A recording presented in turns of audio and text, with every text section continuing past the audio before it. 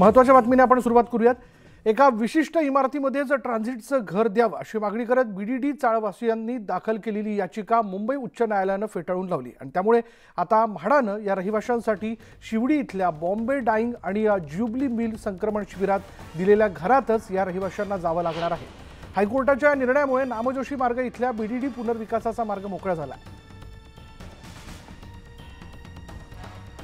आणि याबद्दल बोलणार आहोत आमचे प्रतिनिधी प्रशांत बाग आता एक क्षणाला आपल्या बरोबर। प्रशांत, बीडीडीच्या पुनर्विकासाचा प्रश्न हा वर्षानुवर्ष तसाच आहे। अशा वेळी तिथल्या रहिवाशांना कुठे नेमकं शिफ्ट करावं हा सगळ्यात मोठा प्रश्न होता।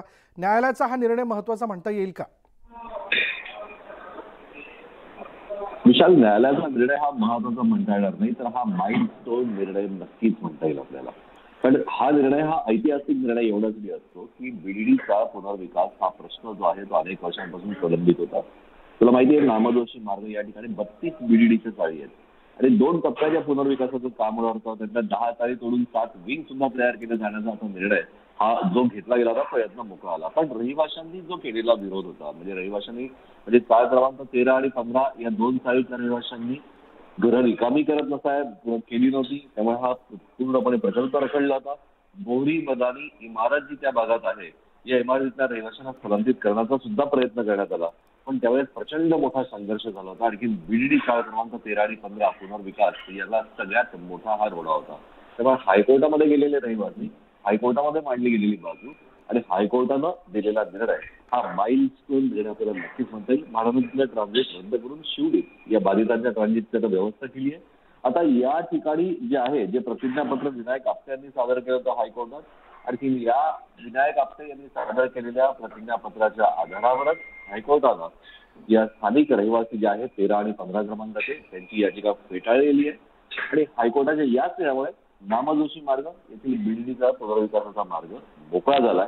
हा एक माइलस्टोन निर्णय आपल्याला नक्कीच म्हणता येईल। धन्यवाद प्रशांत या सगळ्या माहितीबद्दल।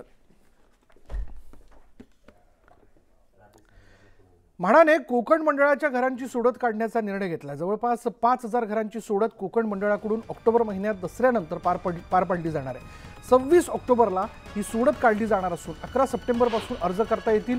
कोकण मंडळाकडून मे महिन्यात सोडत काढण्यात आली, मात्र या सोडतीत घरांच्या किमती जास्त असल्यानं आणि घरांच्या जवळपास मूलभूत सुविधा नसल्यानं अनेकांनी या सोडतीकडे पाठ फिरवली आणि त्यात प्रामुख्याने विरार बोळींज प्रकल्पात हजारो सदनिका पडून आहेत।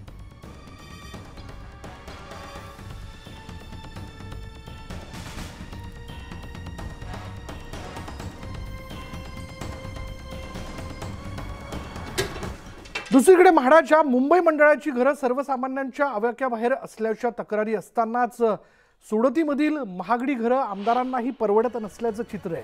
ताडदेवमधील 7.5 कोटींच्या 2 घरांसाठी बदनापूरचे भाजप आमदार नारायण कुचे हे विजेते ठरले खरे, पण परवडत नसल्यानं त्यांनी दोन्ही घरं परत केली। आता प्रतीक्षा यादीवरील विजेते केंद्रीय अर्थ राज्यमंत्री भागवत कराड यांना घराची संधी आहे।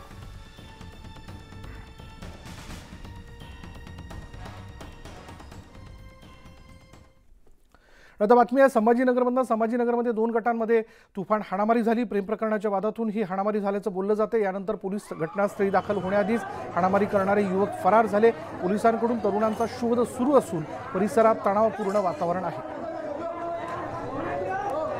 याबद्दल बोलूयात आमचे प्रतिनिधी अविनाश कानडे आता क्षणाला आपल्या बरोबर आहेत। अविनाश, नेमक्या कोणत्या मुद्द्यावरनं ही सगळी हाणामारी झाली?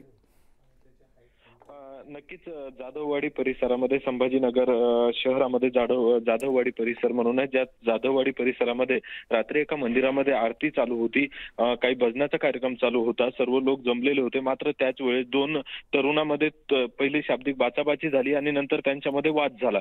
त्यानंतर काही 1 ते 1.5 तासानंतर ते मुलं दोन्ही साईडचे 25-30 मुलं दोन्ही साईडचे दोन्ही गट घेऊन आले आणि त्यांच्यामध्ये फिल्मी स्टाईल असा राडा या ठिकाणी झाला। त्यावेळी मंदिरातले पुजारी असतील किंवा बाकी जे सत्संगासाठी सर्वजण आलेले होते, त्यांच्यामध्ये एकूणच भीतीचं वातावरण पसरलं होतं। तर आपण बघू शकतो व्हिडिओच्या माध्यमातून की एकदम फिल्मी राड्यासारखा हा राडा या ठिकाणी झाला। दोन्ही गटामध्ये तुफान हाणामारी झाली। मात्र जोपर्यंत पोलिसांना कॉल गेला आणि पोलीस घटनास्थळी येईपर्यंतच या तरुणांनी त्या ठिकाणून पसार झाले आणि त्यानंतर पोलिसांनी व्हिडिओच्या माध्यमातून आता या तरुणांचा शोध घेणं सुरू केलं, कारण यामध्ये दोन्ही गटाकडून कुठल्याही गटाकडून पोलीस ठाण्यात धाव घेण्यात आलेली नाही किंवा पोलीस ठाण्यात तक्रार दिली गेली नाही। नये. त्यामुळे आता पोलीस स्वतः या प्रकरणाची चौकशी करून आणि व्हिडिओच्या माध्यमातून या तरुणांना शोधण्याचं काम करत आहे. धन्यवाद अविनाश या सगळ्या माहितीबद्दल.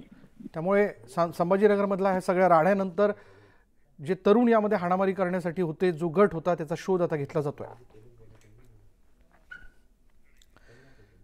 तर पुढे बघूयात, भाईंदर इथल्या नेताजी सुभाषचंद्र बोस मैदानाजवळ बस अवैधरित्या पार्क केल्या जात असल्याची तक्रार मनसेने केली होती आणि इथं उभ्या असलेल्या बसमध्ये काही वर्षांपूर्वी एका 4 वर्षाच्या मुलीवर अत्याचार करण्यात आले होते.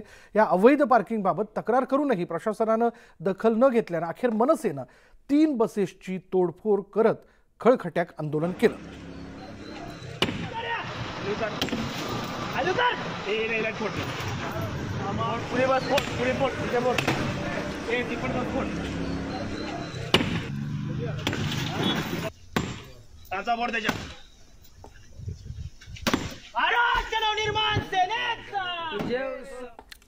भंडारा जिल्ह्यातील तुमसर तालुक्यात येरली इथल्या आदिवासी आश्रमशाळेतील 26 विद्यार्थ्यांना विषबाधा झाली. सर्व विद्यार्थ्यांना तुमसर इथल्या ग्रामीण रुग्णालयात दाखल करण्यात आलं असून 6 मुलांची प्रकृती गंभीर आहे. दुपारच्या जेवणात अळूची भाजी खाल्ल्यानंतर काही वेळात मुलांना मळमळ उलट्या व्हायला सुरुवात झाली.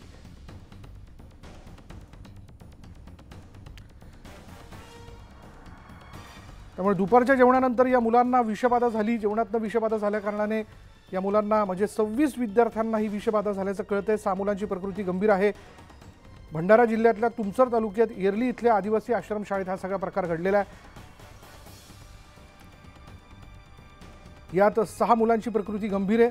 दुपारच्या जेवणात अळूची भाजी खाल्ल्यानंतर काही वेळात मुलांना मळमळ उलट्या व्हायला लागल्या.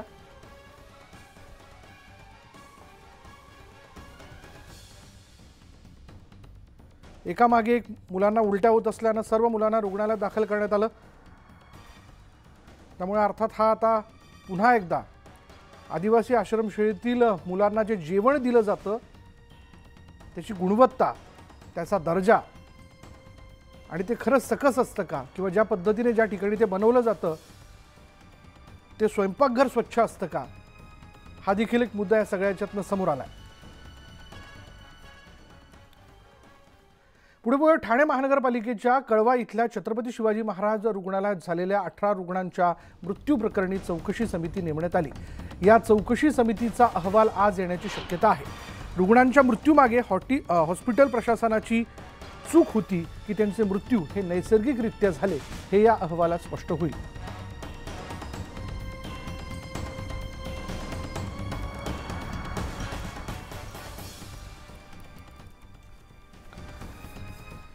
आणि आता बातमी आहे नागपूरमधून. नागपूरमध्ये आता पीओपीची गणपती मूर्ती, ती बातमी तर आपण जाणून घेऊ, पण एक महत्त्वाची बातमी आहे की राष्ट्रवादीचे अध्यक्ष शरद पवार आज कोल्हापूर जिल्हा दौऱ्यावरती आहेत. पश्चिम महाराष्ट्रातील राष्ट्रवादीचा बालेकिल्ला अशी या जिल्ह्याची ओळख आहे. कोल्हापूरच्या दसरा चौकात शरद पवारांची जाहीर सभा होणार आहे आणि या सभेची तयारी पूर्ण झाली असून स्वतः शाहू महाराज या सभेच्या अध्यक्षस्थानी असणार आहेत. शरद पवार कोल्हापुरात दाखल होताच तावडे हॉटेलपासून पंचशील हॉटेलपर्यंत रॅली काढण्यात येणार आहे. तर या सभेत अजित पवारांसोबत गेलेले मंत्री हसन मुश्रीफ, आमदार राजेश पाटील यांच्यावर शरद पवार कशा पद्धतीने प्रहार करणार याकडे जिल्ह्याचं लक्ष लागलंय.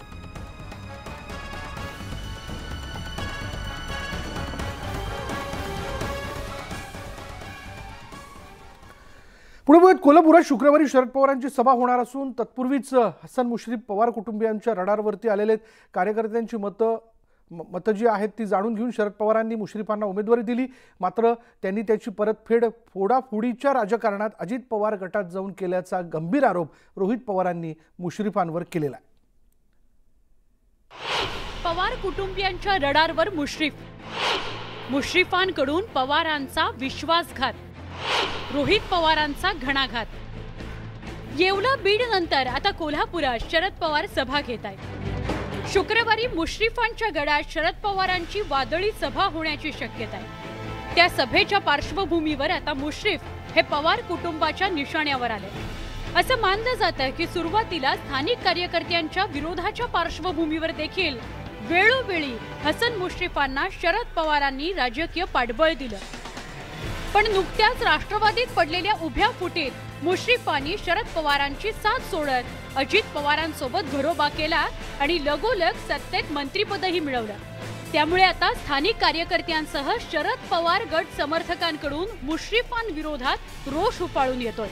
त्यात रोहित पवारांनी थेट मुश्रीफांचं नाव घेत त्यांना लक्ष्य केलंय। त्यांना संधी द्यावी असं अनेक लोकांचं मत नव्हतं, तरी सुद्धा ही व्यक्ती माझी आहे, मी म्हणतो म्हणून यांना संधी द्या असं आदरणीय पवार साहेब बोलले होते आणि त्यांना तिथं संधी मिळाली। त्यानंतर पदं कशी मिळत गेली याचा अभ्यास तुमच्या सर्वांचा आहे। रोहित पवारांच्या या टीकेला जोरदार प्रत्युत्तर देत दस्तूरखुद्द हसन मुश्रीफांनी सगळे आरोप फेटाळून लावलेत आणि सांगली आणि इस्लामपूर मधूनच सभेला लोक येतील असं म्हणत पलटवार देखील केलाय। रोहित पवार हे फार नवीन आहेत, नौके आहेत आणि ते कशासाठी एवढं मोठं धाडस करतायत हे मला कळत नाही। बहुतेक अजित पवारांची जागा तिथं त्यांना घ्यायची असं मला वाटतंय। त्यांना कदाचित माहिती नसेल, यापूर्वी कोल्हापूर जिल्ह्यामध्ये 5 आमदार होते आमचे। एकंदरीतच पवारांच्या सभेपूर्वीच कोल्हापूरच्या राजकीय आखाड्यात चर्चांना उधाण आलंय। त्यामुळे सभेपूर्वीच टार्गेट झालेल्या मुश्रीफांना शुक्रवारी भर सभेत शरद पवार कसा धोबीपछाड देतायत याकडेच तमाम कोल्हापूर वासियांचं लक्ष आहे। कोल्हापूरहून ज्ञानेश्वर साळोखेसह ब्युरो रिपोर्ट, न्यूज 18 लोकमत। पुढे बघूयात, उपमुख्यमंत्री अजित पवार आज पिंपरी चिंचवडचा दौरा करतात आणि या ठिकाणी ते विकास कामांचा आढावा घेणार असून पदाधिकारी मेळाव्यालाही संबोधित करतील। सत्तेत सहभागी झाल्यानंतर पहिल्यांदाच अजित पवार पिंपरी चिंचवडमध्ये येतात। पार्थ पवार मावळमधून लढणार की अजित पवार गटाचे इतर कोणी यावर अजित पवार काय बोलणार याकडे सर्वांचं लक्ष लागलंय।